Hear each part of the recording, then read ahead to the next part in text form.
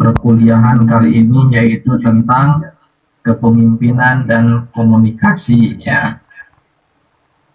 Pembimbingan ini membahas tentang hubungan erat antara kepemimpinan dan komunikasi, menjelaskan mengapa kombinasi keduanya sangat penting dalam berbagai bidang ya. Jadi ini sangat penting sekali bagi kita sebagai mahasiswa manajemen pendidikan Islam, yaitu tentang kepemimpinan dan komunikasi. Kepemimpinan dan komunikasi ini mempunyai hubungan yang erat ya. Nah, tentunya kami dari kelompok kami akan membahas tentang kepemimpinan dan komunikasi. Nah, kemudian selanjutnya kita harus tahu apa itu kepemimpinan ya. Sebagaimana yang telah kita ketahui bahwasanya kepemimpinan itu adalah kemampuan untuk mempengaruhi orang lain untuk mencapai tujuan bersama. Kepemimpinan adalah kemampuan untuk mempengaruhi orang lain untuk mencapai tujuan bersama. Nah, pertama pengertian kepemimpinan yaitu mampu mempengaruhi orang lain. Bagaimana orang lain tersebut bisa dipengaruhi oleh seorang pemimpin, baik itu dalam ajakan maupun dalam larangan. Ya, jadi seorang pemimpin itu mampu mengajak atau melarang orang yang dipimpinnya gitu. Kemudian membangun visi. Nah, seorang pemimpin itu harus bisa membangun atau menciptakan visi tujuan ya ke depannya. Kemudian memotivasi. Nah, seorang pemimpin itu harus bisa memotivasi bawahannya. Nah, memberi semangat ketika bawahan-bawahan sedang ada masalah atau mengeluh, dan menginspirasi adalah aspek kunci. Nah, itu merupakan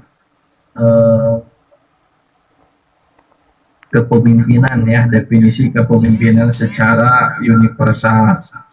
Nah, kemudian selain dari kepemimpinan ada juga definisi dari komunikasi ya. Apa itu komunikasi? Komunikasi adalah proses berbagi informasi, ide, dan pemikiran. Dalam kepemimpinan, komunikasi yang efektif membangun kepercayaan, kolaborasi, dan hasil positif. Nah, dari pengertian ini saja kita bisa menarik kesimpulan bahwasanya antara kepemimpinan dan komunikasi itu tidak bisa dipisahkan ya. Ketika komunikasinya baik, maka proses kepemimpinannya juga akan baik. Begitupun sebaliknya, kalau komunikasinya buruk, tentunya kepemimpinannya juga akan buruk ya. Selanjutnya yaitu gaya kepemimpinan yang efektif. Nah, ada autokratik, gaya kepemimpinan yang berpusat pada pemimpin dengan kontrol dan keputusan yang ketat, cocok untuk situasi darurat atau tugas-tugas terstruktur. Nah, jadi gaya kepemimpinan ini adalah gaya pusatnya itu pada pemimpin. Jadi seolah-olah pemimpin itu mempunyai kekuasaan sebetulnya. Ketika ada situasi, masalah apapun itu, maka seorang pemimpin harus cepat dan tanggap dalam mengambil keputusan. Kemudian yang kedua ada gaya kepemimpinan demokratis. Gaya kepemimpinan yang melibatkan anggota tim dalam pengambilan keputusan ya, membangun kolaborasi dan rasa kepemilikan. Nah, kepemimpinan demokratis ini sangat cocok sekali ya dan bagus, terutama dalam pengambilan keputusannya itu seorang pemimpin yang demokratis, dia itu tidak mengambil keputusan sendiri tapi dimusyawarahkan ya.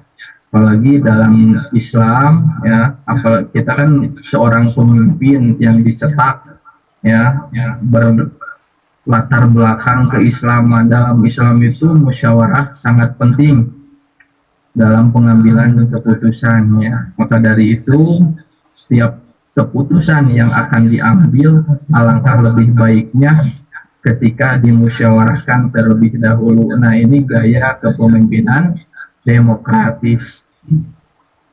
Kemudian selanjutnya yaitu gaya kepemimpinan laissez-faire. Gaya kepemimpinan yang memberikan kebebasan kepada anggota tim untuk mengambil keputusan sendiri. Cocok untuk tim independen dan berpengalaman. Nah, ini mah gaya kepemimpinan yang memberikan kebebasan kepada anggota tim. Jadi silakan mungkin bagi anggota yang mempunyai misal keputusan sendiri, silakan keputusannya bisa diambil sendiri, resikonya diambil sendiri. Nah, itu gaya kepemimpinan laissez-faire. Kemudian ada gaya kepemimpinan transformasional. Gaya kepemimpinan yang menginspirasi anggota tim dengan visi dan nilai yang kuat, membangun hubungan yang kuat dan mendorong perubahan. Nah, gaya kepemimpinan ini sangat bagus sekali ya, karena seorang pemimpin itu menginspirasi ya anggota tim dengan visi dan nilai-nilai yang kuat, membangun hubungan yang kuat. Jadi antara pemimpin dan bawahan itu ada hubungan emosional yang tinggi ya, saling memahami, saling menghormati dan lain sebagainya. Jangan sampai seorang pemimpin itu ya dan bawahan itu kata ada sebetulnya kata-kata heureuy gitu ya, apa yang membedakan cenah pemimpin sama bawahan ya. Pemimpin mah cenah loba nita loba nyarekan, hari bawahan mah cenah ieu ngomongkeun pemimpin. Kita jangan sampai hal-hal seperti itu terjadi dalam organisasi kita, karena itu menandakan bahwa di dalam organisasi tersebut kurang harmonis ya. Kemudian selanjutnya ada materi tentang komunikasi dalam kepemimpinan ya. Pertama ada komunikasi langsung. Nah, komunikasi langsung itu bisa melalui pertemuan, presentasi, dan diskusi tatap muka, membangun hubungan kuat dan menjamin pesan yang jelas. Nah, di sini komunikasi langsung sangat ditekankan sekali ya, diharuskan sekali ketika pemimpin bertemu langsung dengan bawahannya. Kemudian ada komunikasi tertulis. Ketika tidak bisa dilakukan secara langsung, maka komunikasi bisa melalui komunikasi tertulis. Contoh seperti email, laporan, memo, memberikan dokumen yang terstruktur dan dapat dirujuk kembali. Nah, kemudian selanjutnya itu ada komunikasi. Ya, seperti yang kita ketahui bahwasanya di zaman sekarang itu tidak sulit untuk berkomunikasi ya. Yang sulit berkomunikasi itu ialah orang yang sulit hati mungkin. Karena tidak ada alasan untuk berkomunikasi ya, ketika langsung tidak bisa karena hujan atau karena tidak ada angkot, bisa lewat tulisan. Ketika alasan tulisan tidak bisa karena jauh ya, kemudian ada solusi yaitu komunikasi lewat digital seperti video conference seperti yang kita laksanakan pada hari ini ya. Tidak ada alasan untuk tidak belajar ya, meskipun kita di tempat masing-masing tapi kita bisa belajar melalui video conference. Nah, ini merupakan kelebihan digital atau internet pada hari ini ya. Kolaborasi dan pesan instan memfasilitasi komunikasi jarak jauh yang efektif. Nah, mungkin itulah materi yang dapat kami sampaikan. Jadi intinya komunikasi dalam kepemimpinan itu sangatlah penting. Jangan sampai ketika dalam organisasi itu tidak adanya komunikasi, apalagi pimpinan dan bawahannya tidak saling berkomunikasi, yang takutnya nanti menimbulkan kecurigaan, meninggalkan ketidakharmonisan, dan bisa jadi organisasi tersebut akan hancur karena tidak ada komunikasi dan tidak ada harmonisasi. Dan mungkin itulah yang dapat kami sampaikan. Mohon maaf apabila banyak kesalahan. Cukup sekian. Assalamualaikum warahmatullahi wabarakatuh. Waalaikumsalam warahmatullahi wabarakatuh. Terima kasih Pak Ipan yang sudah memaparkan materi kaitan dengan gaya komunikasi dalam pemimpinan. Selanjutnya akan dilanjutkan Pak Panji.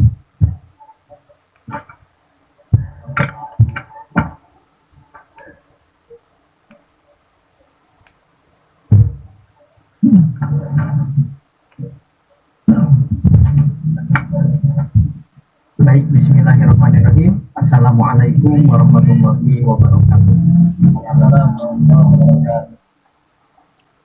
Terima kasih pada Bapak Aan Suhendi yang telah memberikan saya kesempatan untuk melanjutkan kembali kegiatan presentasi kali ini yang berkaitan dengan kepemimpinan dan komunikasi. Nah, sebagaimana yang telah kita ketahui komunikasi dalam kepemimpinan. Namun sebelumnya izinkan saya lupa untuk menyapa Ibu dosen yang terhormat dan juga Bapak dan Ibu yang saya hormati. Kali ini saya akan menyampaikan tantangan dalam komunikasi pemimpin. Nah, sebagaimana tadi melanjutkan dari komunikasi dalam kepemimpinan itu terdiri dari komunikasi secara langsung, komunikasi tertulis, dan juga komunikasi digital. Nah, untuk hal ini, dalam kegiatan komunikasi, pemimpin harus memberikan informasi yang jelas, baik dari segi komunikasi langsung, tertulis, dan komunikasi digital. Nah, adapun tantangan dalam komunikasi pemimpin, beberapanya diantaranya ada 3 yang disajikan. Yang pertama adalah ketidakjelasan. Pertama, pesan yang ambigu atau tidak lengkap dapat menyebabkan kesalahan pemahaman dan konflik. Nah, jadi pesan itu dalam penyampaian pesan tadi dari segi komunikasi digital tertulis maupun tidak tertulis harus jelas dan juga disampaikan secara resmi. Nah, kemudian dari segi komunikasi adanya kurangnya kepercayaan, yang dimana di sini komunikasi yang kurang jujur atau konsisten dapat merusak kepercayaan tim. Dan yang ketiga, pengaruh dari hambatan budaya. Perbedaan budaya dapat mempengaruhi interpretasi pesan dan gaya komunikasi. Nah, seperti halnya contoh untuk hambatan budaya biasanya dari suku Sunda dan juga suku Jawa. Nah, sementara ini pemimpin kita berasal dari suku Jawa, biasanya dari segi gaya bahasa, apalagi kalau mungkin Batak, ketika budaya komunikasi seorang pemimpin yang terkesan seperti teguh, menurut kita sebagai orang Sunda, ya yang notabene hari Sunda mah terkenal sang hadap asorna, tetapi ketika pemimpin kita berasal dari perbedaan budaya dari Batak, ketika memberikan nasihatnya terkesan seperti yang membentak, ya, gitu. Itu juga ya sehingga kita menjadi salah persepsi dan lain sebagainya. Itu juga termasuk ke dalam hambatan budaya. Nah, kemudian di slide berikutnya, bagaimana kita membangun hubungan positif dengan bawahan. Nah, ada 4 poin yang perlu kita perhatikan. Yang pertama, mendengarkan dengan aktif, menunjukkan rasa empati dan pengertian terhadap perspektif bawahan. Nah, apalagi ini antara pemimpin dan bawahan harus dapat mendengarkan, baik itu keluhan, kerjasama dalam kegiatan, aktivitas kegiatan. Tentunya seorang pemimpin harus dapat mendengarkan keluhan-keluhan dari bawahannya untuk dievaluasi dan kemudian dicarikan solusi bersama. Nah, dengan seorang pemimpin mendengarkan terhadap perspektif bawahannya, si bawahan pun merasa dihargai atau merasa diterima oleh seorang pemimpin. Nah, yang kedua, memberikan apresiasi. Di sana mengenali dan menghargai kontribusi dan prestasi bawahan. Nah, kita pun tentu sebagai guru ketika diberikan apresiasi oleh kepala sekolah, bukan dapat pujian, tetapi dapat ketika mendapatkan apresiasi dari kepala sekolah, kita pun merasa termotivasi untuk semangat bekerja. Nah, apalagi kalau kita bekerja itu harus ikhlas, jangan ketika ada pemimpin atau pimpinan kita sangat nyirikan gitu, istilahnya ya yang ketinggal pekerjaan teh, sehingga kita mengharapkan agar selalu diberikan apresiasi. Nah, sehingga rasa lilahnya pun sedikit menipis gitu, rasa lilahnya, karena pekerjaan kita bukan semata-mata melaksanakan pengabdian secara alamiah, tetapi timbul rasa karena ingin terlihat baik di mata seorang pemimpin atau atasan kita.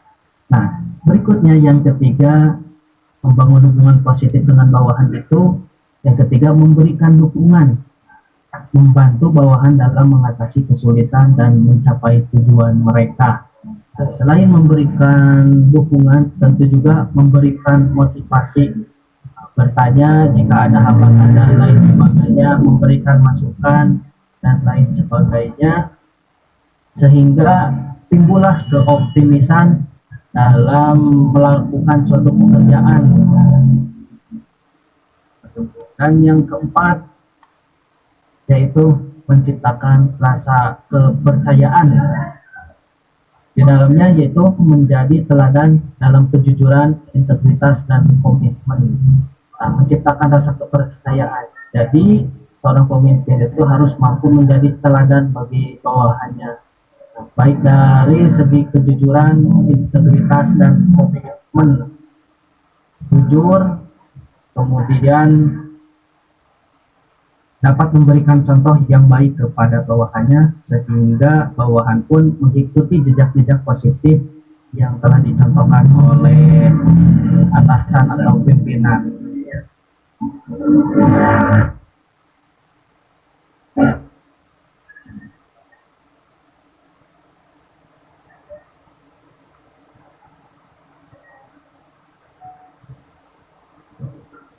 Mohon izin sebentar.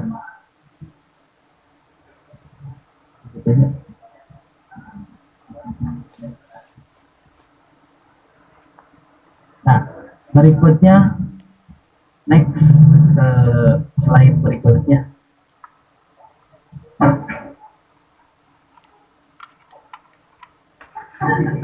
Mohon dibantu.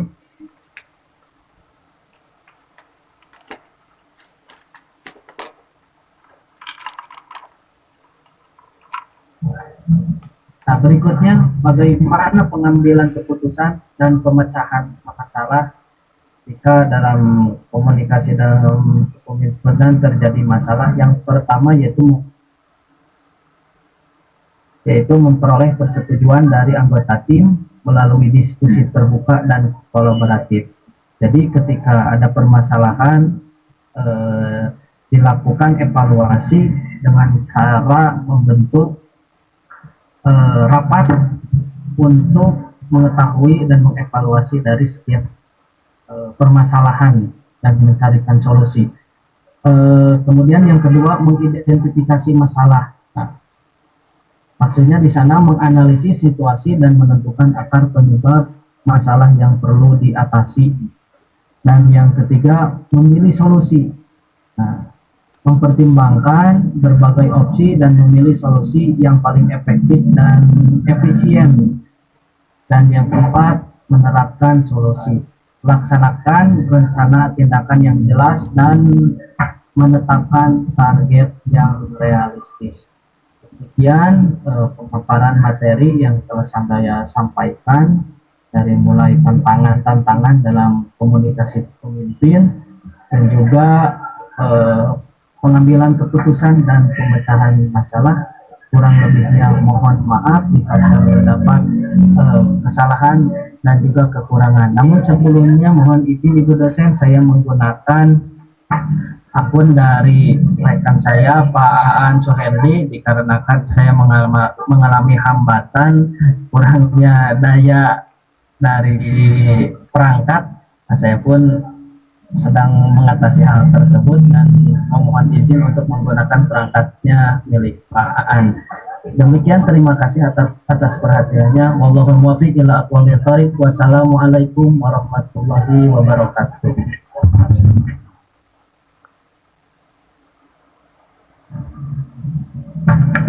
Baik, terima kasih Pak Panji atas pemaparan materi kaitan dengan tantangan dalam komunikasi, kemudian membangun hubungan positif dengan bawahan dan pengambilan keputusan dan pemecahan masalah.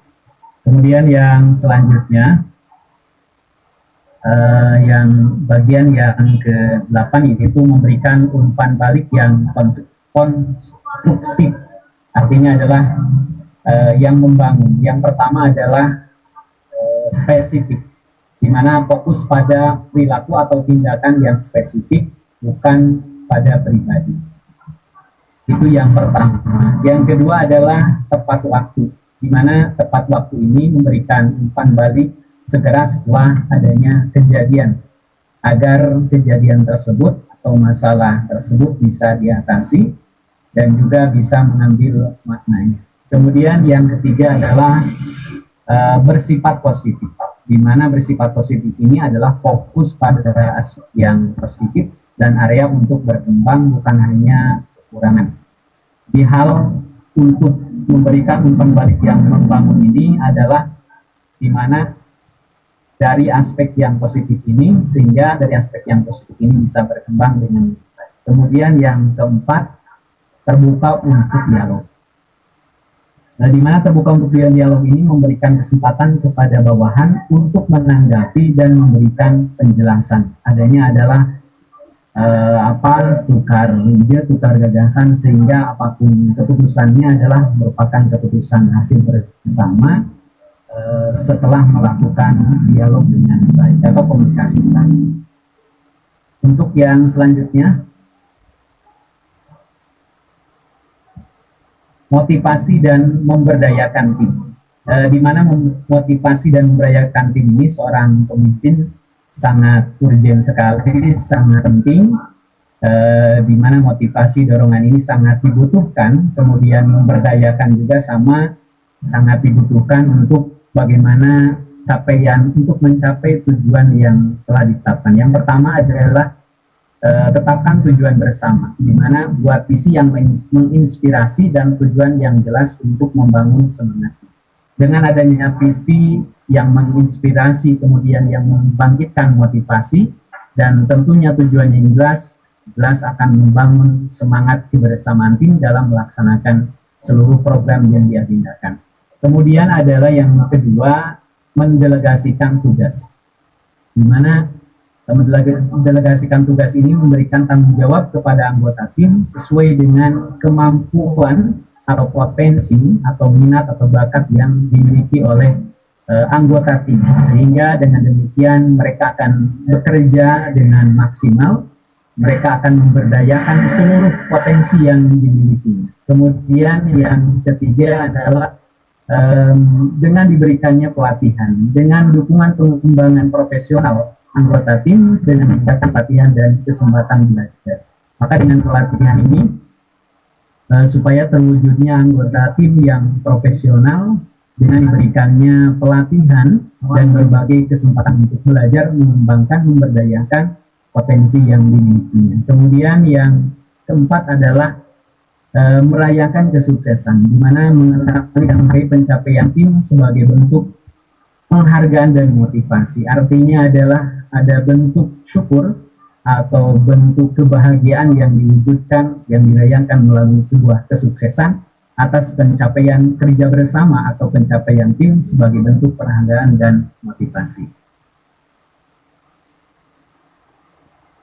Kemudian yang terakhir adalah kesimpulan dan rekomendasi. Pemimpinan dan komunikasi. Esensi adalah dua faktor yang saling melengkapi dalam mencapai tujuan bersama. Dengan memahami prinsip-prinsip dan menerapkan strategi tepat, pemimpin dapat bekerja efektif dan mencapai kesuksesan yang berkelanjutan. Mungkin itu Prof yang bisa disampaikan dan Bapak Ibu yang bisa disampaikan. Mungkin ada tanggapan dari Bapak Ibu atau yang menambahkan. Silakan. Kami persilakan.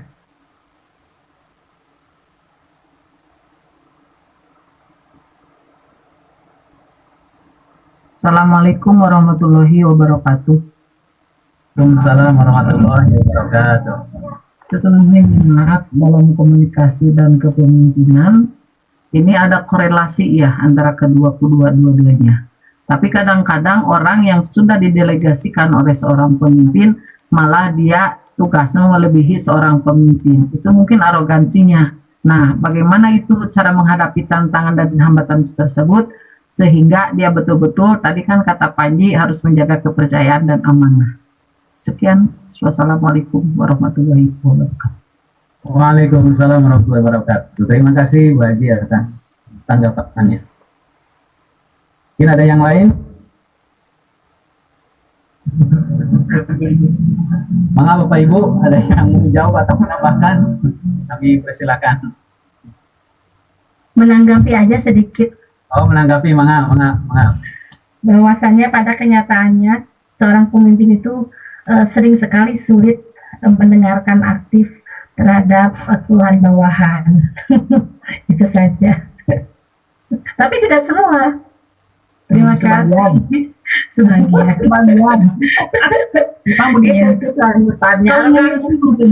Kalau menyuruh aktif selalu, tetapi mendengarkan aktif kadang-kadang tetap telinga. Tapi tidak semua. Iya.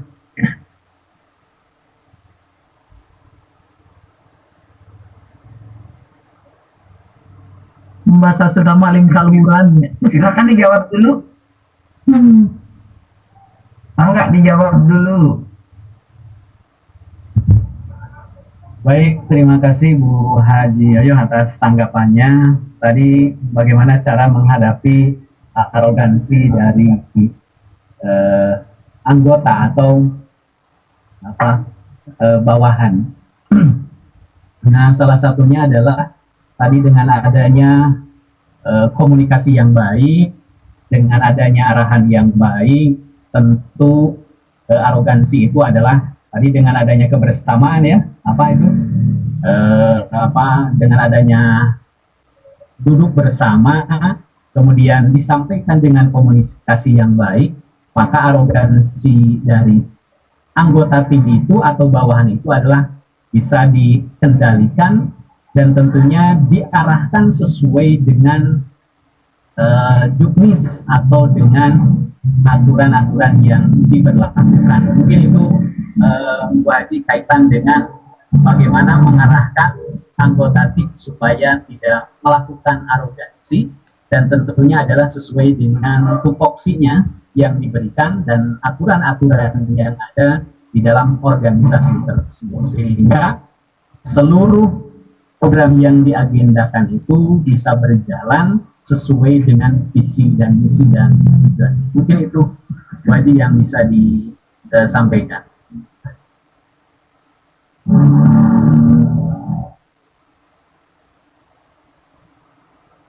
Bagaimana Bu Haji?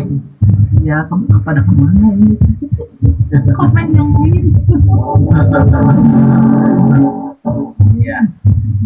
Oke. Ada yang lain? Mungkin Prof? Mangga. Nuhun, kita hapus dulu. Oke, terima kasih Prof. Yang selanjutnya untuk materi yang selanjutnya untuk menambahkan insya Allah akan disampaikan oleh Ibu Prof. Assalamualaikum warahmatullahi wabarakatuh. Waalaikumsalam warahmatullahi wabarakatuh. Bismillahirrahmanirrahim. Assalamualaikum warahmatullahi wabarakatuh. Waalaikumsalam warahmatullahi wabarakatuh. Ya, selamat ketemu lagi ya. Kita berapa lama nggak ketemu? Maaf nih, saya ada acara menikahkan Incu. Jadi saya sudah sampai pada tingkat menikahkan cucu. Ya. Jadi saya itu sudah punya mantu cucu sekarang yang kedua. Sebentar lagi dapat satu lagi 3 tuh. Jadi tos usumna nikahkeun Incu. Iring bingah bro, Ya. iring bingah. Atur nuhun kieu anak wae. Dia berkah insya Allah. Ya. Kepemimpinan dan komunikasi. dan komunikasi. Ya, ini menarik ya. Dikatakan di sini informasi itu mempunyai peranan yang penting dalam hidup manusia. Kenapa? Karena kegiatan manusia sebagian besar dilakukan dengan berkomunikasi. Tanpa melakukan komunikasi dengan manusia lainnya, kegiatan manusia terhenti. Nah, di era globalisasi sekarang ini, ternyata kemampuan komunikasi menjadi faktor yang sangat strategis ya dalam kehidupan, baik dalam kehidupan politik. Nah, ini komunikasi penting, kehidupan ekonomi, sosial, budaya, termasuk juga dalam organisasi pendidikan. Nah, yang menarik apa yang disampaikan oleh Henry Mintzberg ini. Manajer itu menggunakan 80% waktunya untuk berkomunikasi dan untuk meeting 60%. Jadi di sini 80% untuk berkomunikasi dan untuk meetingnya 60%. Stoner mengatakan komunikasi itu merupakan proses bagi manajemen untuk menjelaskan fungsinya. Karena apa? Karena komunikasi dianggap sebagai darah kehidupan, sementara orang yang miskomunikasi dianggap serangan jantung. Jadi Bapak Ibu bermasalah tatkala terjadi miskomunikasi. Karena miskomunikasi dampaknya luar biasa. Ya, bisa menyebabkan serangan jantung. Nih, setuju nggak Bapak Ibu? Setuju. Pernyataannya cukup ekstrim ya. Makanya jangan sampai terjadi miskomunikasi. Nah, kemudian Lawrence and Scrum, komunikasi itu proses saling berbagi informasi. Ya, artinya apa? Menggunakan informasi secara bersama-sama. Kemudian Robin and Jones, apa itu? Komunikasi adalah tingkah laku, perbuatan atau kegiatan menyampaikan lambang-lambang yang mengandung arti atau mengandung makna, atau perbuatan penyampaian suatu gagasan, ya, jadi menyampaikan gagasan atau informasi dari seseorang kepada orang lain. Kemudian Gonzales, komunikasi sebagai suatu transaksi di antara partisipan yang setiap orang memberikan kontribusi pada transaksi itu meskipun dalam derajat yang berbeda. Jadi dalam komunikasi itu biasanya nih apa yang terjadi, kontribusi transaksi ya, meskipun katanya dalam derajat yang berbeda antara orang satu dengan orang yang lain. Nah, untuk memahami pengertian komunikasi ini sehingga komunikasi tadi bisa dilakukan dengan efektif, maka Laswell menggambarkan bahwa unsur komunikasi itu unsurnya nih berada dalam pertanyaan-pertanyaan. Pertama, who, siapa? Say what, apa pesan-pesannya? In which channel, apa salurannya, apa medianya? Kemudian with what effect, jadi apa efek komunikasinya, itu Harold Laswell ya. Jadi siapa, apa yang dikatakannya, pesannya, apa salurannya, dan apa efek komunikasinya.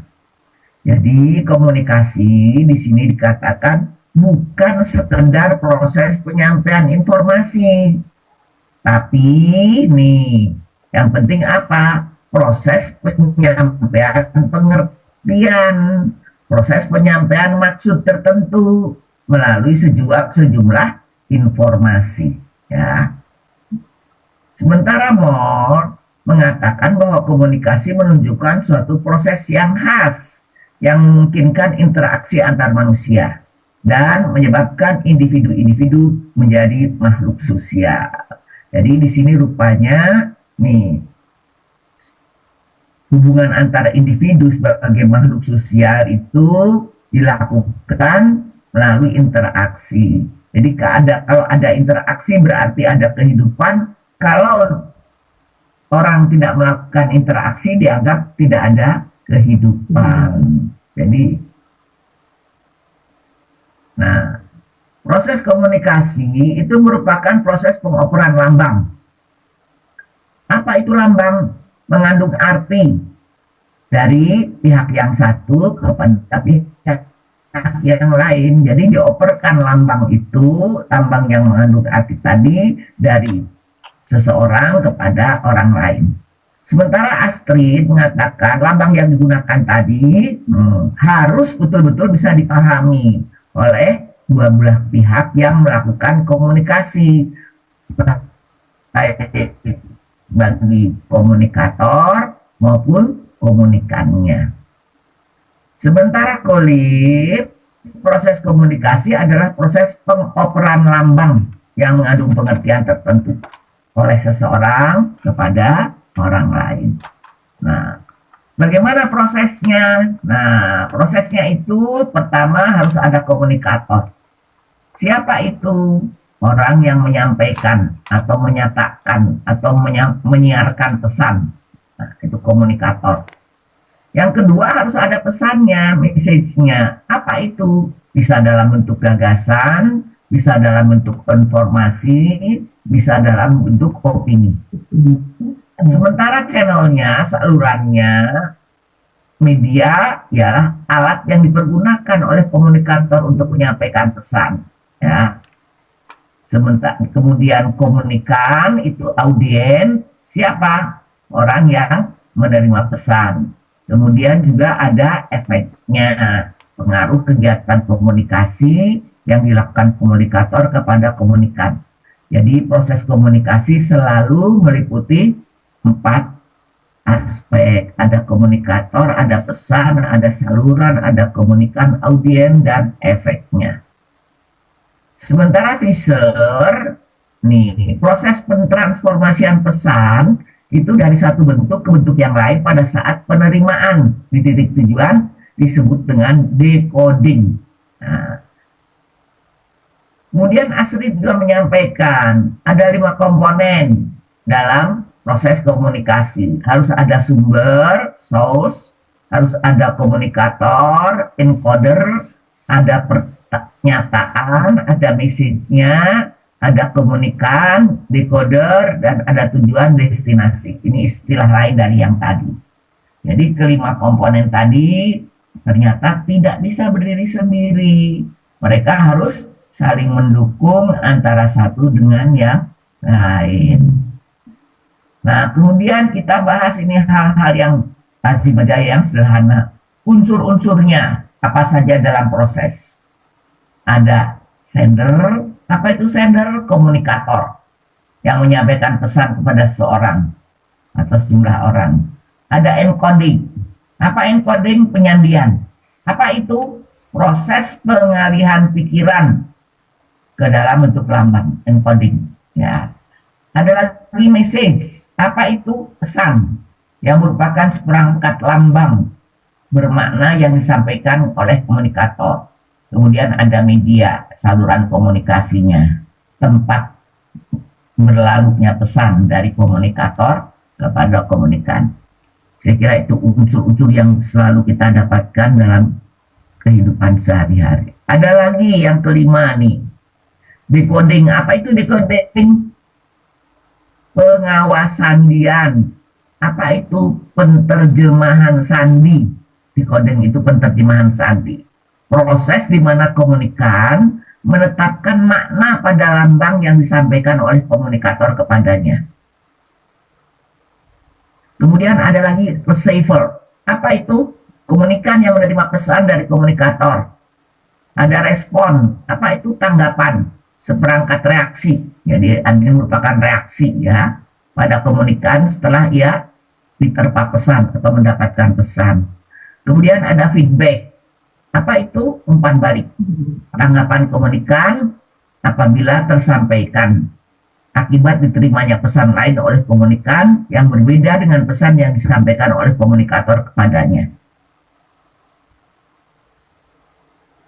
Nah, ibu-ibu dan bapak-bapak, ternyata kunci dalam komunikasi efektif itu apa? Bahwa komunikator harus tahu halayak mana yang dijadikan sasaran. Nah, ini kan kunci ya. Jadi kunci kalau Bapak Ibu melakukan komunikasi efektif, Bapak Ibu sebagai komunikator nih harus tahu halayak mana yang dijadikan sasaran dan tanggapan apa yang diinginkan. Nah, ini dia harus terampil dalam menyandi pesan, memperhitungkan bagaimana komunikan sasaran biasanya menerjemahkan pesan. Ya, jadi komunikator harus mengirim pesan melalui media yang efisien dalam mencapai halayak sasaran. Terutama ini bapak-bapak, ibu-ibu tatkala mau berceramah atau mau berbicara dalam suatu kegiatan, nah harus tahu betul halayak yang akan dijadikan sasaran itu siapa. Kemudian apa tanggapan yang diinginkannya. Ya, jadi mau tidak mau kita harus terampil menjadikan pesan tadi, kemudian memperhitungkan supaya apa? Supaya komunikan biasanya menerjemahkan pesan, ya, itu. Kemudian dalam proses komunikasi yang melakukan penyandian itu siapa? Komunikator. Dan kegiatan untuk mengalihkan sandi atau decoding itu dilakukan oleh komunikan. Jadi ini istilah-istilah yang ada di dalam komunikasi. Apa yang disampaikan Scrum? Proses penyandian bahwa pertama-tama sumber mengkode pesannya yaitu ia mengambil informasi yang ia berikan. Lalu ia tuangkan dalam bentuk yang dapat dikirimkan. Jadi gambaran dalam otak kita, picture in our head, tidak mungkin dapat disiarkan kecuali kalau sudah dikode.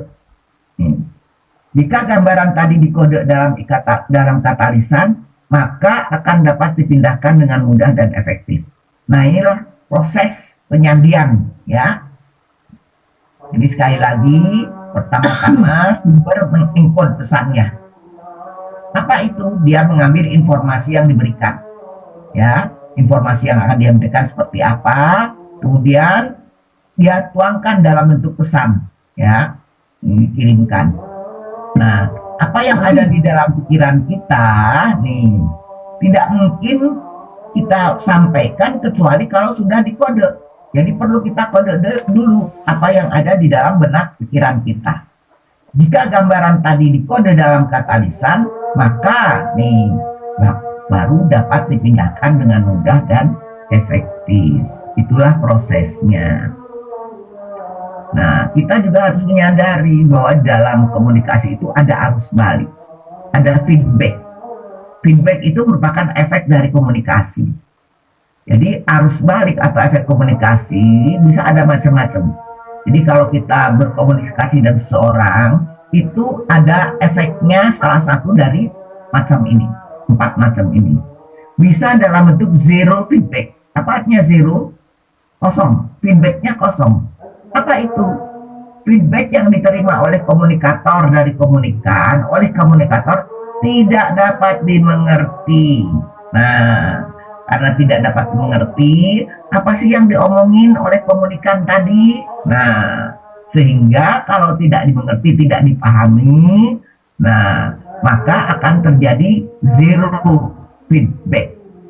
Kosong. Ada juga, bisa juga positif feedback. Jadi di sini arus balik yang positif. Kapan? Nah, kalau pesan yang dikembalikan kepada komunikator dapat dimengerti. Nah, jadi apa yang dipesankan oleh komunikator bisa dipahami, bisa dimengerti, kemudian disetujui. Nah, kalau sudah disetujui, dipahami, maka apa yang terjadi? Komunikan bersedia berpartisipasi memenuhi ajakan yang termuat dalam pesan yang diterimanya. Jadi ini sangat tergantung nih pada pemahaman terhadap isi pesan tadi, ya. Kalau dipahami, disetujui, membuat dirinya nyaman, maka komunikan bersedia berpartisipasi sesuai dengan ajakan. Itu positif feedback. Bisa terjadi netral feedback. Kalau tadi zero, kosong, di sini netral. Apa itu? Dia tidak memihak. Kenapa? Karena pesan yang dikembalikan kepada komunikator tidak relevan, tidak ada hubungannya dengan masalah yang disampaikan oleh komunikator pada komunikan. Jadi sekali lagi ini pesan tidak ada relevansinya, tidak ada hubungannya dengan masalah yang disampaikan. Jadi karena penyambung, nah maka di sini pendengar ini tidak memihak, feedbacknya tidak memihak. Nah, bisa juga selain positif, ini negatif. Kapan kita negatif? Negatif ini nih, kalau pesan dikembalikan kepada komunikator karena tidak mendukung apa yang disampaikan oleh komunikator tadi. Nah, karena tidak mendukung, mungkin menentang, nah, orang melakukan kritikan atau marah, maka itu adalah bentuk feedback yang negatif. Jadi ada 4, sekali lagi ada yang zero, ya di sini karena nggak dipahami, tengarti naon diomongkeun teh cenah gitu. Positif, nah ini kalau disetujui, dimengerti, oh iya bermanfaat. Nah, bisa juga netral. Apa netral? Tidak berpihak. Kenapa netral? Karena yang diomongkan tidak relevan atau tidak ada hubungannya dengan masalah yang disampaikan. Dan bisa negatif dalam bentuk apa itu? Kritikan, marah, nah, menentang apa yang disampaikan oleh komunikator. Nah, pada sistem komunikasi interpersonal ini berpengaruh pada sensasi, persepsi, memori, dan berpikir. Ya, jadi ingat ya, dalam komunikasi interpersonal itu pengaruhnya bisa apa? Bisa sensasi, bisa persepsi, bisa memori, bisa berpikir. Sedangkan dalam komunikasi massa, jadi beda ya personal. Kalau personal itu apa? Antar pribadi, ya. Sementara dalam komunikasi massa, efek komunikasi berpengaruh pada kognitif, afektif, behavioral, atau konatif. Jadi sekali lagi nih, beda ya antar pribadi dan komunikasi massa.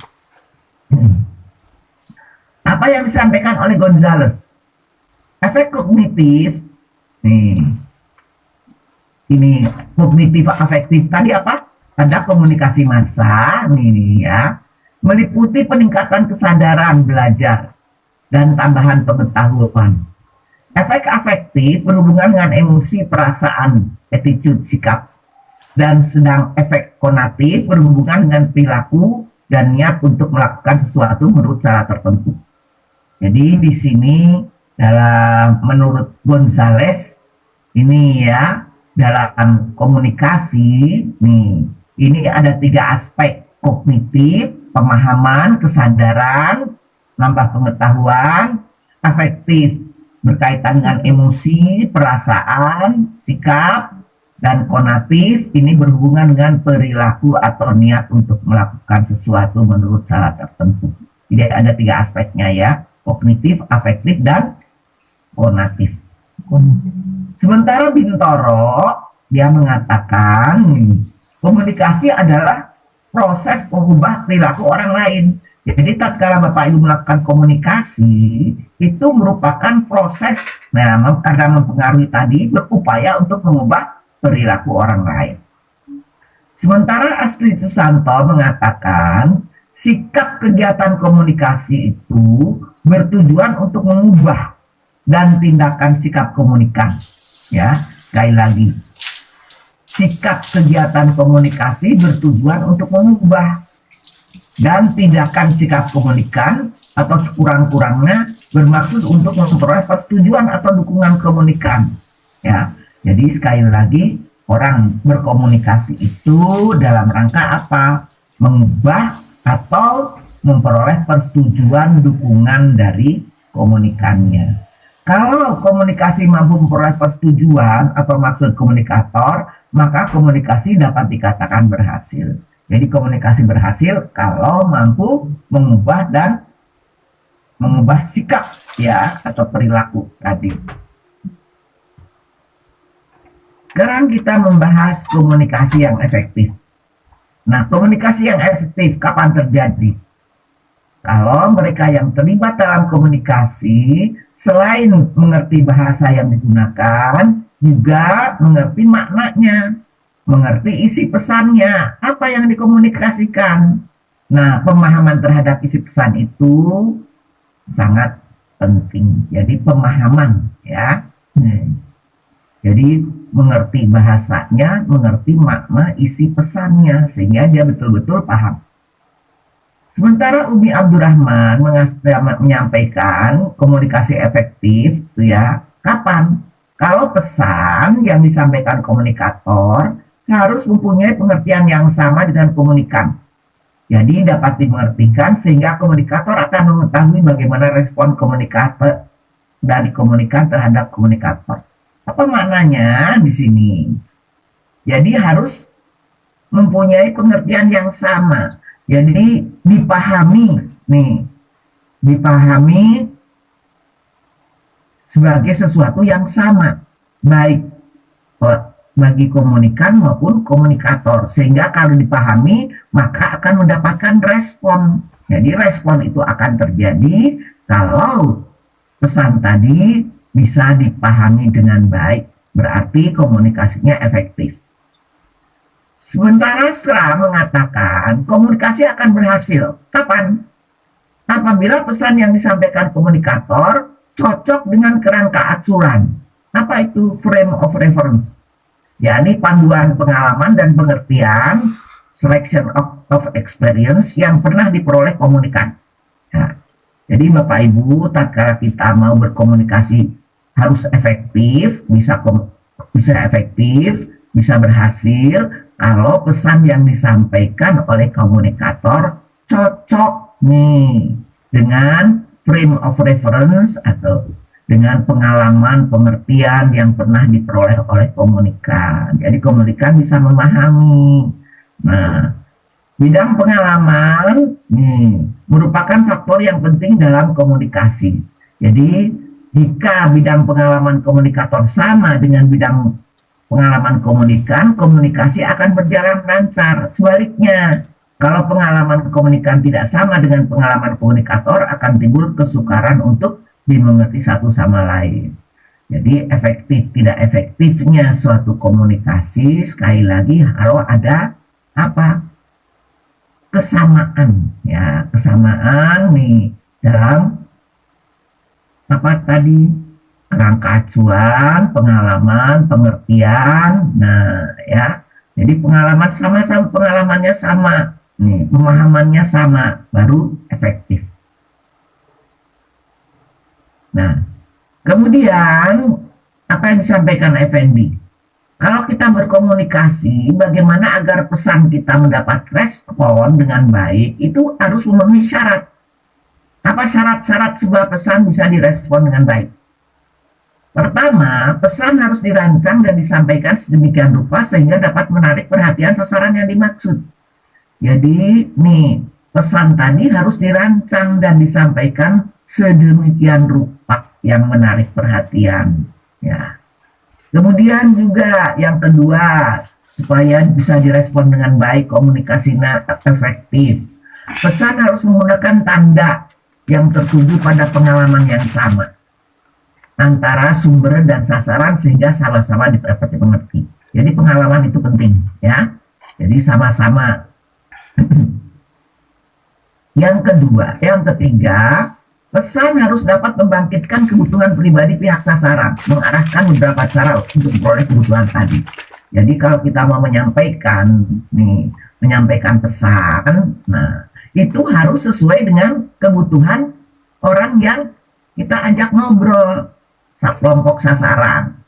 Ya, jadi sesuai dengan kebutuhan. Kalau kebutuhannya terpenuhi, biasanya komunikasinya efektif. Kemudian yang keempat, pesan harus menyarankan suatu jalan untuk memperoleh kebutuhan tadi. Ya, harus menyarankan jalan memperoleh kebutuhan tadi yang layak bagi situasi kelompok di mana sasaran berbeda pada saat digerakkan untuk memberikan tanggapan yang dikehendaki. Kemudian pesan itu disampaikan melalui sarana atau media yang tepat. Itu juga syarat efektif. Dan meminimumkan gangguan, ya, tidak ada noise. Serta memperhatikan tanggapan, respon komunikan, sehingga mampu merealisasikan misi komunikasi. Ya, jadi kita harus menyadari bahwa tatkala kita menginginkan komunikasi yang efektif, pesan yang mendapat respon harus memenuhi 4 pesan ini persyaratannya. Nah, kemudian komunikasi disebut efektif bila pendengar menangkap dan menginterpretasikan ide yang disampaikan tepat seperti apa yang dimaksud pengirim cerita.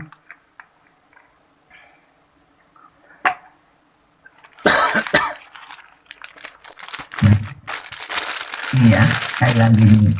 Komunikasi tadi efektif kalau pendengar menangkap dan menginterpretasikan ide yang disampaikan tepat seperti apa yang dimaksud pengirim cerita. Jadi kalau ditangkap dan diinterpretasikan berbeda, tentu tidak akan efektif. Nah, supaya komunikasinya efektif, ada beberapa persyaratan yang harus terpenuhi.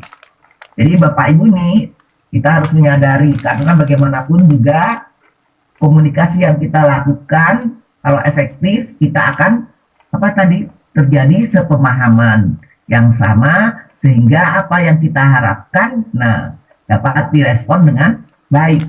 Nah, supaya komunikasi efektif, kita harus peka dulu, peka terhadap orang yang diajak bicara. Jadi kita harus memperhatikan, peka terhadap orang yang kita ajak bicara. Kemudian waktunya juga harus yang tepat. Waktu yang tepat, nah ini kalau misalnya orang sedang sibuk diajak komunikasi, tentu ini akan ada hambatan. Kemudian media komunikasinya juga harus tepat. Media, alatnya. Kemudian simbolnya juga harus tepat. Kalau itu berbentuk lisan atau tulisan harus tepat. Kemudian apalagi memperhatikan isyarat nonverbal. Isyarat nonverbal itu apa? Kalau verbal dalam bentuk kata-kata, mungkin dalam bentuk apa? Itu namanya? Dalam bentuk perasaan, dalam bentuk pokoknya yang tidak lisan. Body language. Nah, itu body language-nya. Kemudian menggunakan umpan balik. Ya, jadi itu syarat-syarat supaya komunikasi efektif. Jadi Bapak Ibu, ini penting dipelajari. Kenapa penting untuk dipraktekkan? Karena tatkala kita mampu melakukan komunikasi yang efektif, maka apa yang kita harapkan akan dapat terpenuhi, tercapai. Nah, apa saja yang mengurangi keefektifan komunikasi? Nah, ini. Jadi yang harus kita hindari. Mata rantai yang terlalu panjang bisa menyebabkan distorsi atau omission atau not done. Jadi inilah. Jadi kita mau menyampaikan pakai perantara orang-orang, sehingga yang kita sampaikan A nggak seutuhnya A, tapi mungkin bergeser sedikit. Jadi mata rantai yang terlalu panjang, ya, yang terlalu panjang itu kadang-kadang tidak efektif. Yang kedua, terlalu banyak informasi dalam saluran komunikasi bisa menyebabkan overload, terjadinya distorsi dan omission. Misalnya nih, kita mau menyampaikan informasi dalam suatu pelatihan. Karena informasinya terlalu banyak, over kolam. Nah, karena terlalu banyak informasi yang disampaikan dan waktunya terbatas, nah ini bisa menyebabkan overload ya, sehingga ya orang kadang-kadang sudah tidak bisa menerima informasi tadi dengan baik. Kemudian yang mengurangi keefektifan komunikasi, lingkungan yang menimbulkan kesulitan dalam berkomunikasi. Nah, lingkungan ya, lingkungan yang kurang kondusif itu juga mengganggu, mengurangi keefektifan berkomunikasi.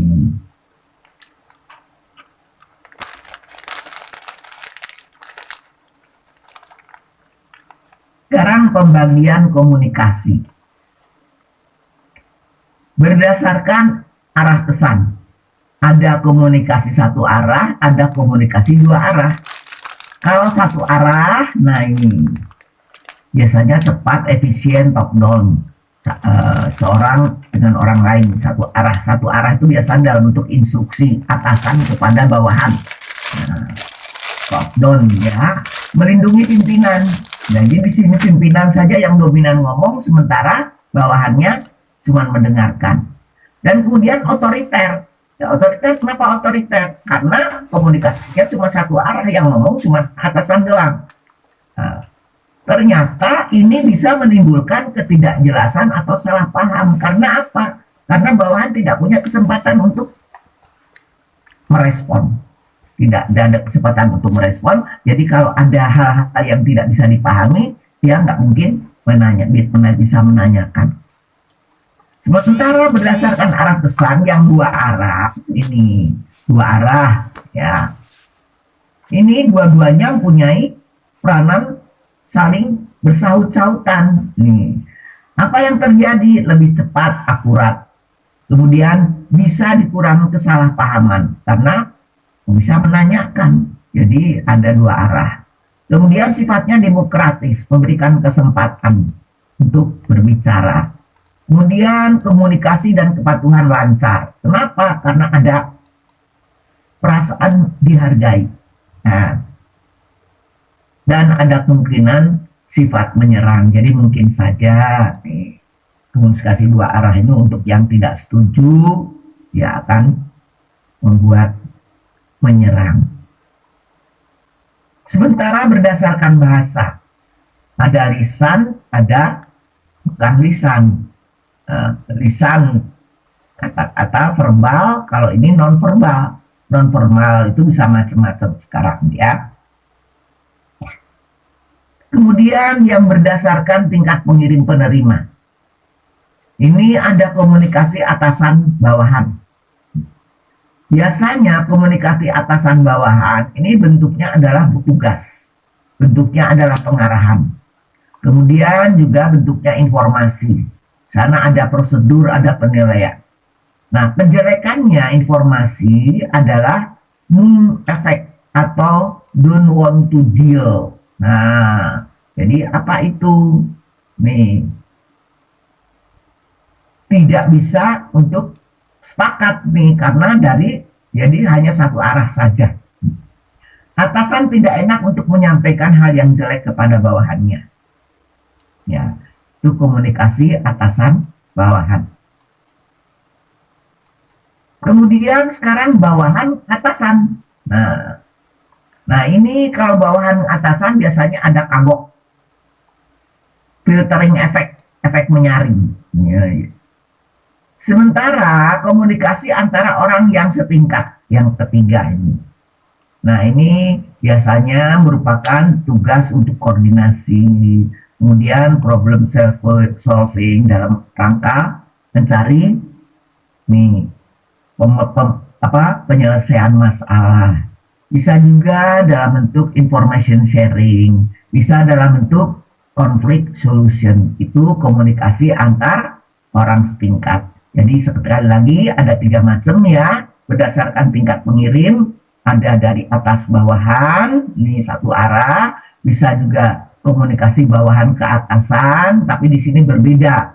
Nih kalau atasan ke bawahan nih ya, berbeda dengan bawahan ke atasan, ada filter ya, efek menyaring. Kemudian ada yang sederajat setingkat dalam bentuk tugas koordinasi, problem solving, information sharing, dan conflict solution. Kemudian dikenal juga komunikasi formal. Komunikasi formal itu ada komunikasi yang resmi, ada yang tidak resmi. Yang resmi apa itu? Sentralisasi dan desentralisasi. Kalau sentralisasi terpusat, kalau desentralisasi ini ya, desentralisasi lawan dari sentralisasi.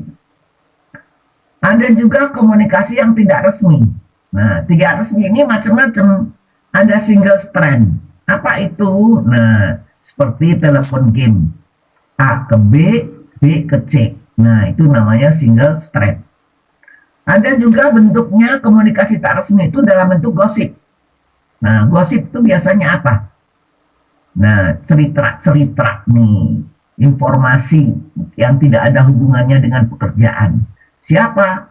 Ngomongnya kepada siapa saja nih. Biasanya informasi yang penting tapi tidak ada hubungannya dengan pekerjaan. Ada lagi probability. Informasi yang diberikan secara random.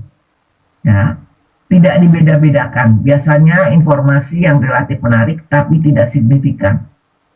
Dan ada lagi yang tidak resmi dalam bentuk cluster. Apa itu? Hanya diberikan kepada individu tertentu. Jadi itulah ibu-ibu, bapak-bapak, macam-macam komunikasi. Ini ada yang terpotong.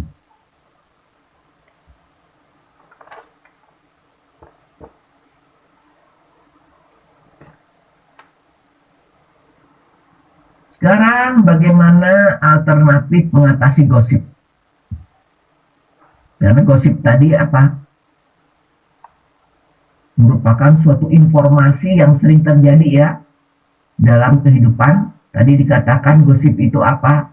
Diceritakan kepada siapa saja, biasanya untuk informasi yang penting, tapi tidak ada hubungannya dengan pekerjaan.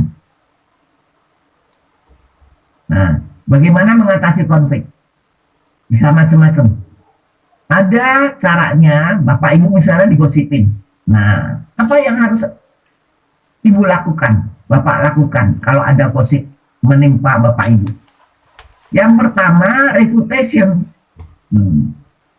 Apa itu? Menyangkal.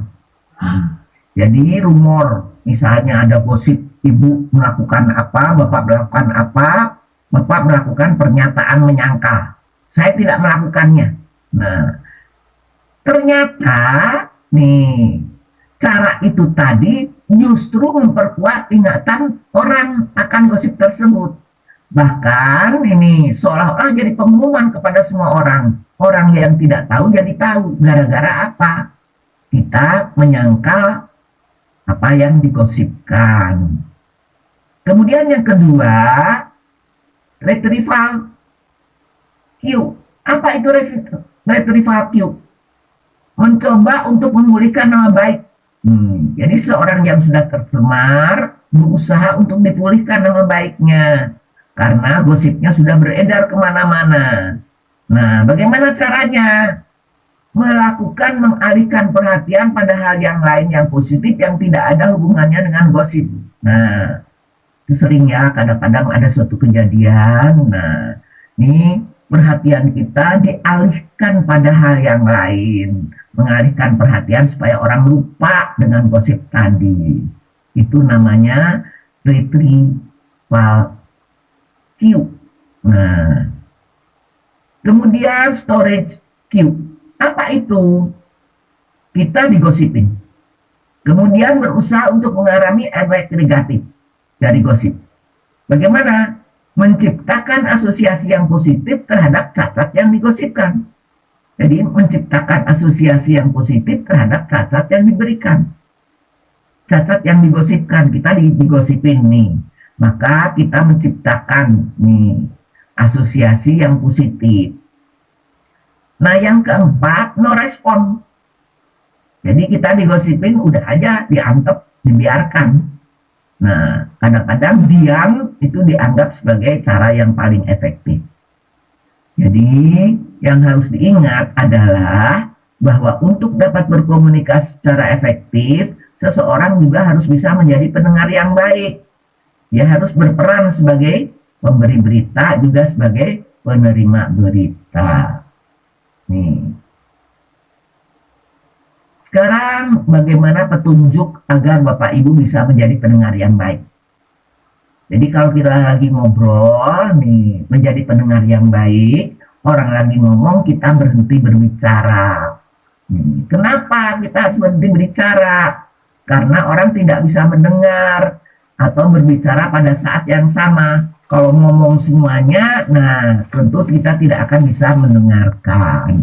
Untuk dapat memperhatikan apa yang diucapkan mitra bicara, maka kita harus diam. Nah, itu untuk menjadi pendengar yang baik.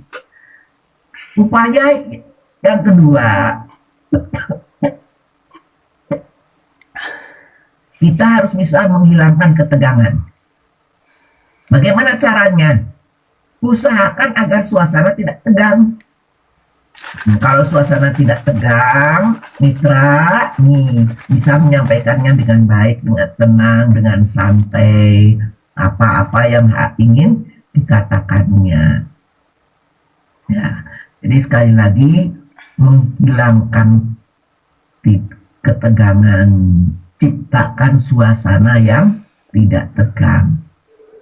Cara yang ketiga, menjadi pendengar yang baik, tunjukkan perhatian. Nah, jadi harus memperlihatkan pada mitra bicara bahwa orang berkeinginan untuk memperhatikan dan mendengarkan apa yang diungkapkan. Jadi tunjukkan perhatian, jangan orang ngomong kita malah main HP. Nah, ini tentu ini tidak menunjukkan perhatian.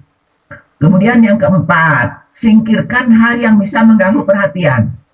Jangan membuat gerakan atau suara yang bisa mengganggu perhatian. Bila mana perlu, tutup pintu ruang bicara. Sehingga dengan menutup ruangan, kita mendapatkan ketenangan. Kemudian yang keempat, agar kita menjadi pendengar yang baik, tunjukkan empati. Apa itu empati? Menempatkan diri kita pada posisi orang yang diajak bicara. Nah ini, melihat sesuatu dari sudut pandangnya. Jadi kita nih, istilahnya apa nih, first stand. First stand itu kita mencoba berpikir seperti cara berpikir orang yang kita ajak bicara.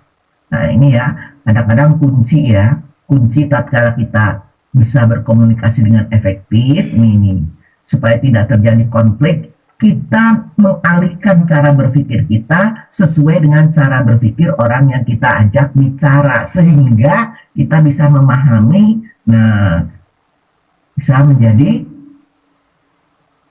komunikasi atau pendengar yang baik. Yang keenam,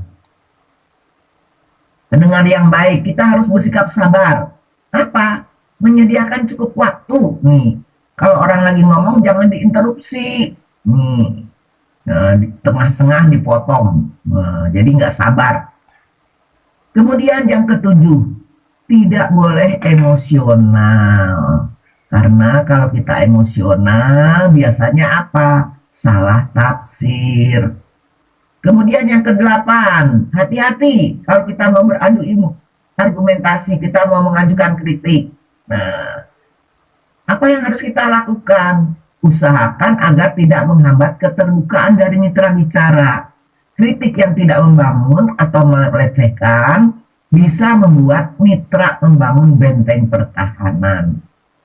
Dan yang kesembilan, kita mengajukan pertanyaan. Dengan mengajukan pertanyaan, itu sudah menunjukkan bahwa kita memperhatikan dia. Nah, kita akan bisa menggali lebih dalam mengenai permasalahan yang dibicarakan. Nah, itulah ibu-ibu dan bapak-bapak pentingnya komunikasi. Jadi bagaimanapun juga kita adalah pemimpin.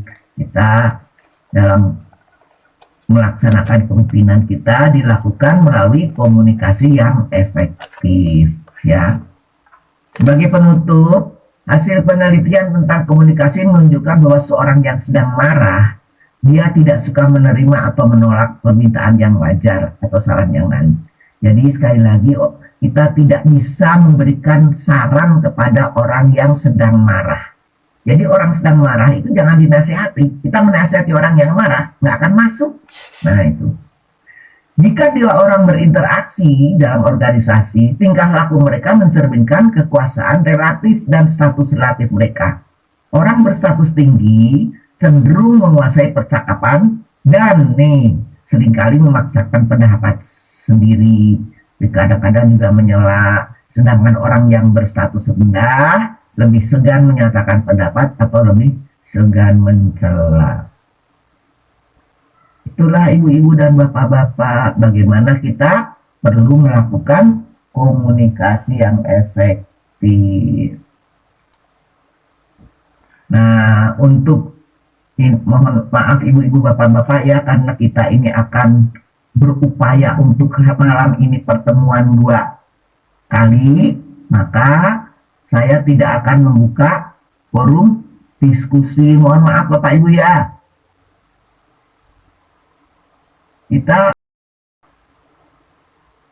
Mohon maaf Ibu Bapak ya, supaya apa? Supaya tidak terlalu malam nanti selesainya. Baik, Prof. Ya. Oke, gitu.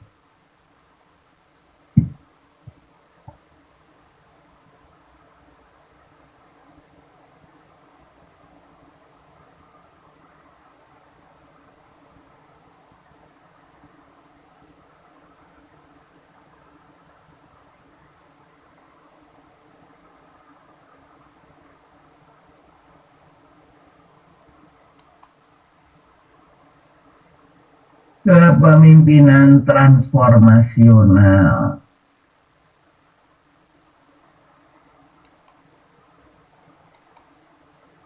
Nah, kepemimpinan transformasional. Jadi ada kepemimpinan, ada transformasional. Ya, 2 kata. Kepemimpinan leadership transformasional. Ya. Dalam kepemimpinan transformasional yang dilihat adalah bagaimana efek perilaku pemimpin terhadap pengikutnya. Jadi kalau kita ingin melihat efek perilaku pemimpin terhadap pengikutnya, sampai pengikutnya dapat merasakan adanya kepercayaan, kekaguman, kesetiaan, hormat terhadap pemimpinnya. Itulah ciri dari kepemimpinan tradisional. Jadi bawahannya itu mampu merasakan apa itu.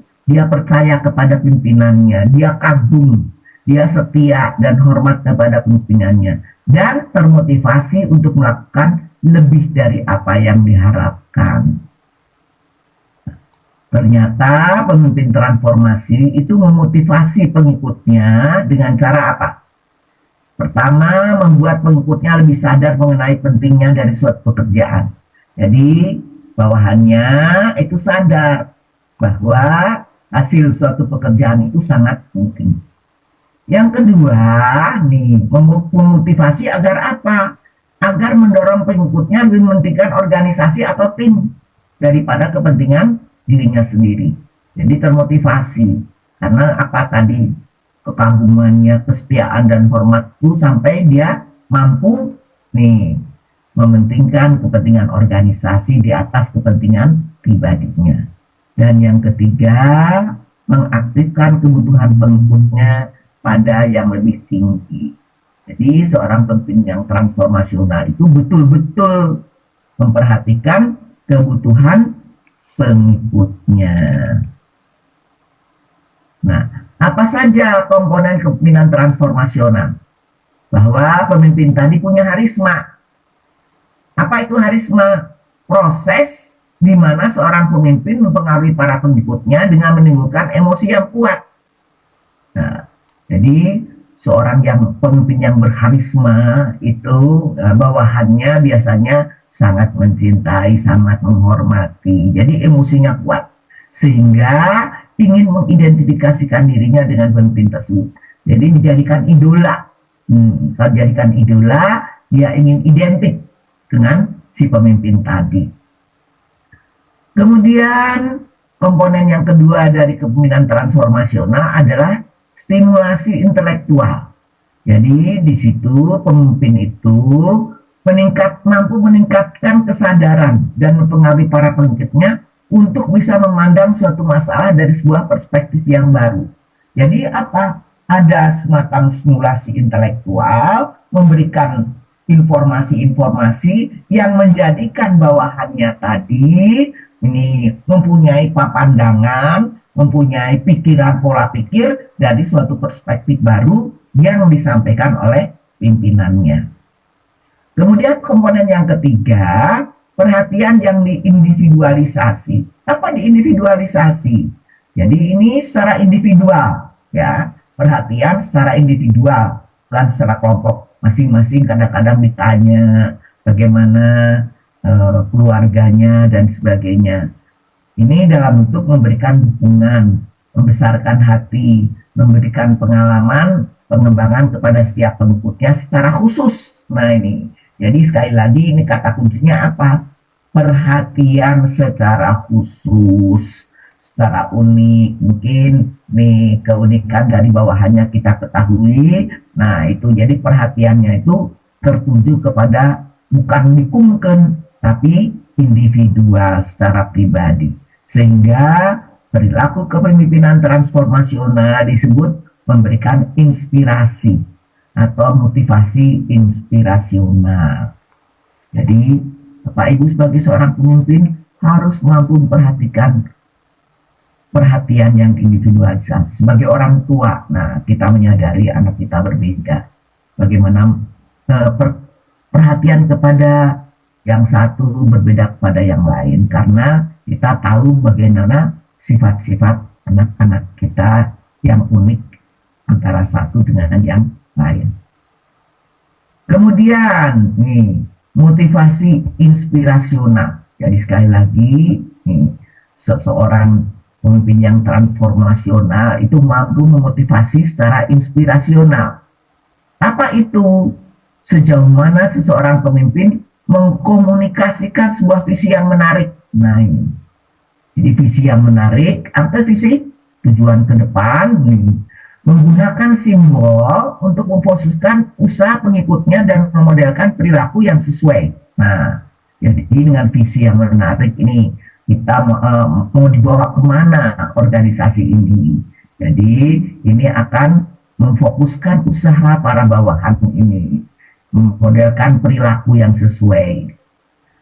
Nah, motivasi inspirasional ini dalam kepemimpinan merupakan setiap tindakan yang dilakukan oleh seorang untuk mengkoordinasikan, mengarahkan, mempengaruhi orang lain dalam memilih mencapai tujuan yang telah ditetapkan.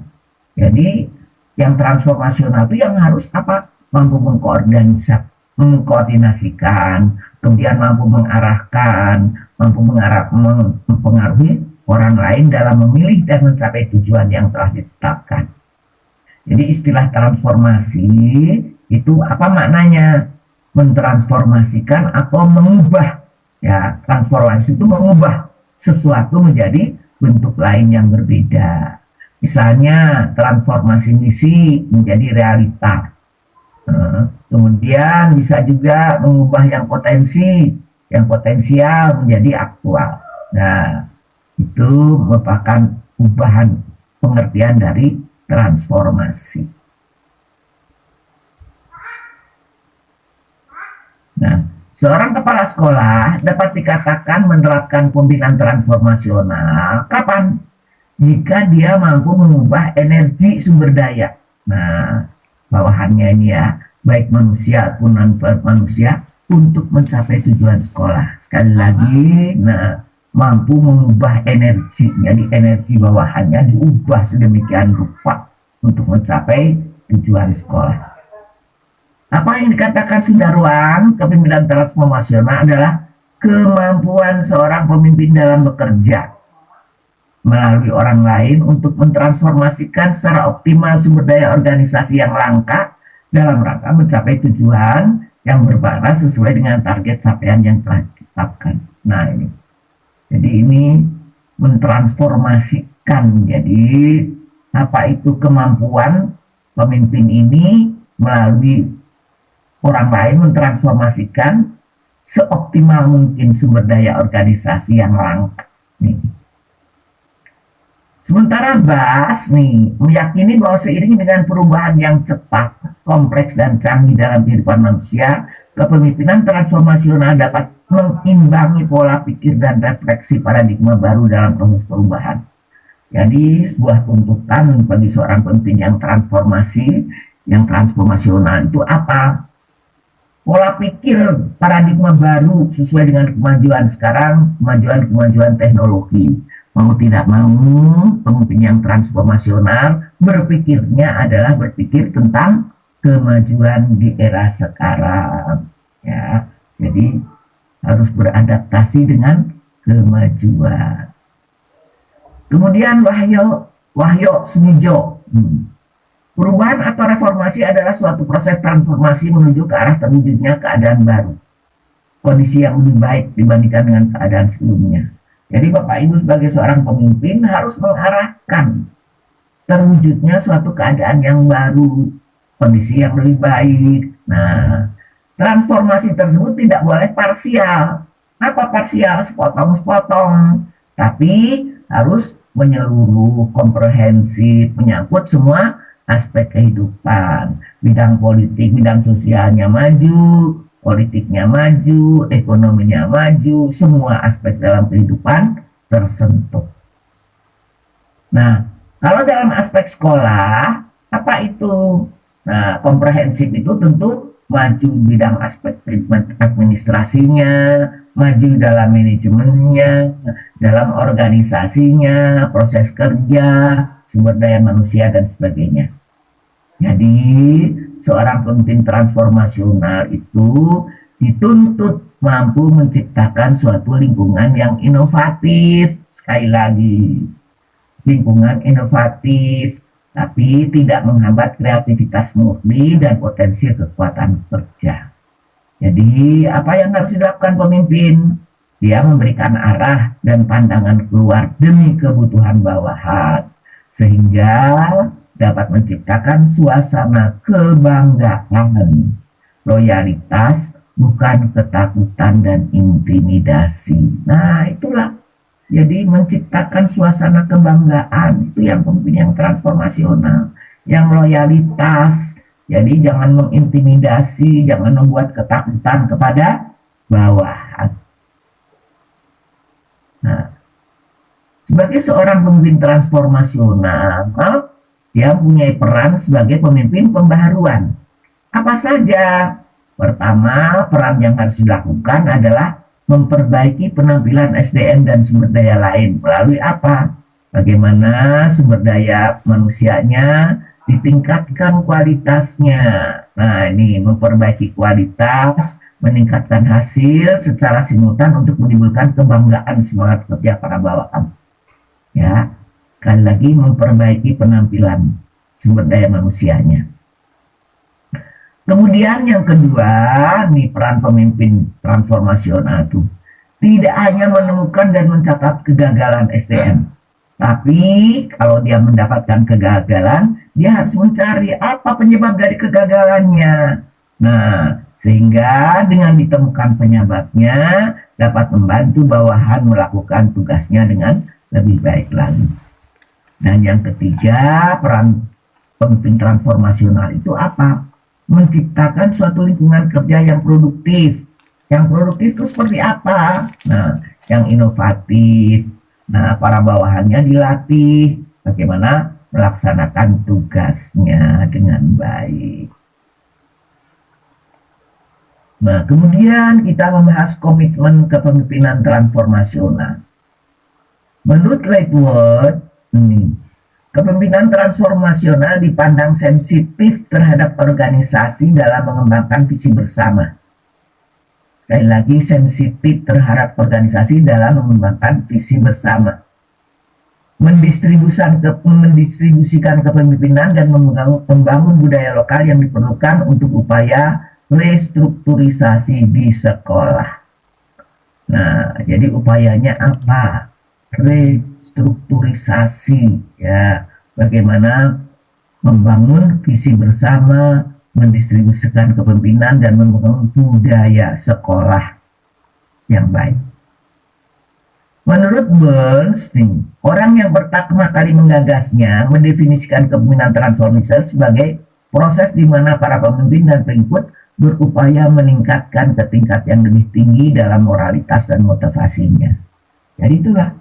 Jadi kepemimpinan transformasi itu harus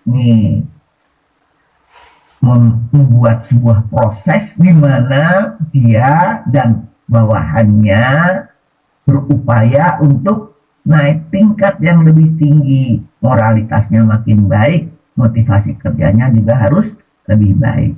Dan gaya kepemimpinan semacam ini akan membawa kesadaran pada pengikut, follower, dengan memunculkan ide produktif, hubungan yang sinergikal, kebertanggungjawaban, kepedulian, edukasional, dan cita-cita bersama. Jadi inilah dampak dari komitmen kepemimpinan transformasional. Gayanya itu akan menjadikan bawahannya makin produktif, ide-idenya banyak bermunculan, kemudian hubungan di antara mereka sinergi, kebertanggungjawabannya juga meningkat, kepedulian edukasional, nah cita-cita bersama juga meningkat. Jadi pemimpin dengan kepemimpinan transformasional itu apa? Cirinya dia punya visi ke depan, visinya jauh ke depan. Jadi bukan hanya yang sekarang, tapi ke depan yang maju itu yang seperti apa.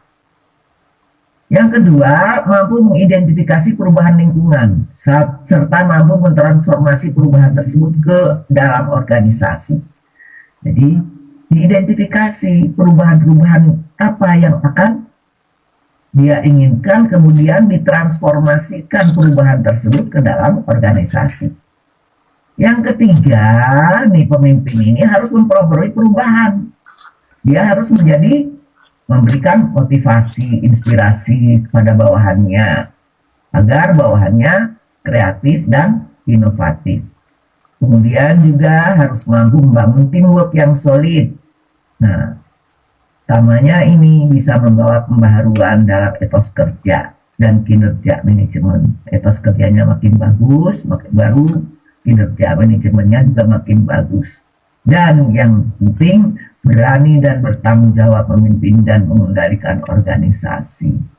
Jadi harus berani dan bertanggung jawab. Sementara apa yang disampaikan oleh Yuki, esensi kepemimpinan transformasional itu apa sih esensinya? Intinya, dia harus mampu memberdayakan para pengikutnya untuk bekerja secara efektif. Bagaimana caranya? Membangun komitmen terhadap nilai-nilai yang baru.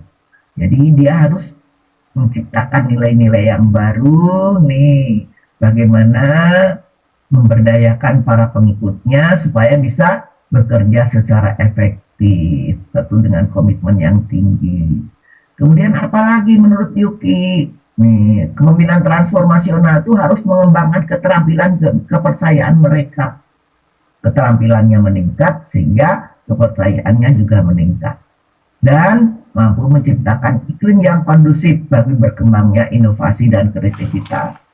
Jadi dia selalu berupaya untuk mencari kreativitas baru, menciptakan hal-hal yang baru yang tadinya tidak ada, menjadi ada, yang menjadikan organisasinya maju dan berkembang.